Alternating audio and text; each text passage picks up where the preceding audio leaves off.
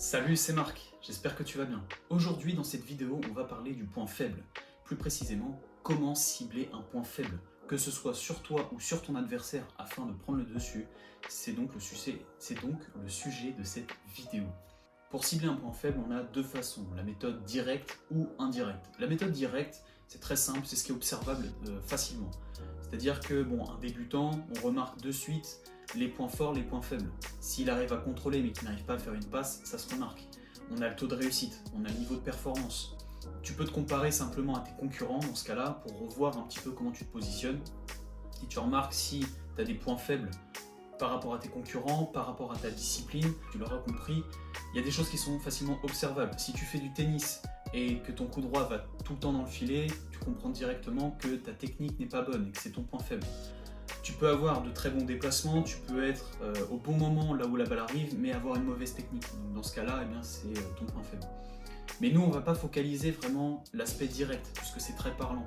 On va vraiment focaliser l'aspect indirect, ce qui ne se voit pas spécialement au départ, et ça va sûrement t'aider à focaliser un point faible, sûrement chez ton adversaire, afin d'essayer bien de prendre l'ascendant, prendre un petit peu le dessus dans des situations un petit peu délicates.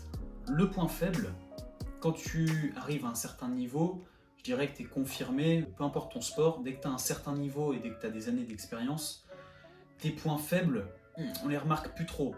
Il y a plusieurs, comme je l'ai expliqué dans la vidéo, faut-il travailler son point faible ou améliorer son point fort. Il y a plusieurs types de sportifs, mais dans le cas d'un sportif où, il a des points forts, mais tu as vraiment du mal à cibler ses points faibles, ou il compense vraiment ses points faibles par ses points forts. Vraiment, comment l'aborder et comment vraiment essayer de le déjouer un petit peu. Un sportif, dès qu'il est en état de fatigue, dès qu'il est essoufflé, tu remarques les points faibles. Tout simplement parce que le corps, son objectif, encore une fois de plus, c'est la survie.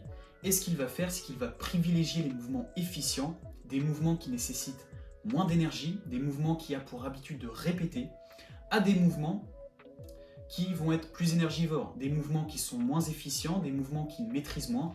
Par conséquent, si tu dois réaliser un geste, si je prends le cas du coup droit au tennis, un mouvement qu'admettons tu as du mal à réaliser et que tu réalises, admettons, tout le temps des revers, en situation de fatigue, ton coup droit, il va généralement aller dans le filet. Si tu as du mal à réaliser ton coup droit, au début de la séance, il passe, parce que tu te concentres, tu as de la force, mais sous état de fatigue, quand tu es essoufflé, le coup droit, il a du mal à aller dans le camp adverse. C'est vraiment là-dessus où tu vas pouvoir cibler les points faibles de ton adversaire.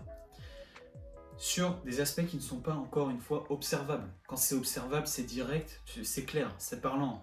S'il a un temps de retard, c'est qu'il a un mauvais déplacement, c'est qu'il a une mauvaise prise de décision. Il y a des choses qui sont très parlantes, mais des choses qui sont moins parlantes, ça va être indirectement à travers la fatigue. En fin de séance, tu vas pouvoir voir les points faibles chez ton adversaire. Tu regardes, la Coupe du Monde, tu peux voir qu'il y a des matchs qui durent très longtemps. Et sur des matchs où il y a des prolongations, généralement il y a du déchet. Il y a des déchets parce que les joueurs commencent à fatiguer. Certains ont parfois des crampes. C'est à travers la fatigue que tu vas voir les déchets techniques, que tu vas voir le manque peut-être d'endurance, de puissance, de vitesse, de répétition de course chez un adversaire. Et si toi tu as un point fort qui le contre, vas-y, ton point fort c'est la vitesse. Ton adversaire est très endurant, il va pouvoir, compenser, mais toi c'est la vitesse. Tu sais qu'en situation de fatigue où il va être un peu moins endurant, c'est à toi de redoubler d'efforts et tu vas savoir en fait à quel moment tu vas pouvoir prendre le dessus. Si ton adversaire, tu fais de la boxe et que son coup droit est très bon et qu'en situation de fatigue, ses épaules sont trop faibles et que tu sens qu'il commence à s'essouffler, et rentre dedans. Les sports de combat, de toute manière, c'est très parlant puisque quand l'adversaire commence à s'essouffler, tu sais, entre guillemets, que tu vas pouvoir le toucher, tu sais qu'il va avoir du mal et qu'il va être plus lent, les gestes vont être moins fluides, vont être moins rapides, et si toi, tu arrives à emmagasiner la charge de travail, tu vas pouvoir intervenir. Cible dans ton sport les qualités principales, cible surtout tes qualités, parce que c'est sur tes qualités, sur tes points forts que tu vas pouvoir faire la différence et prendre l'ascendant sur ton adversaire. Si la vidéo t'a plu, n'hésite pas à me le faire savoir à travers un like. Si jamais tu veux en savoir un peu plus sur la préparation physique, mets-le moi en commentaire, je me ferai un plaisir de répondre peut-être en vidéo. Et quant à nous, on se dit à la prochaine et surtout, prends soin de toi.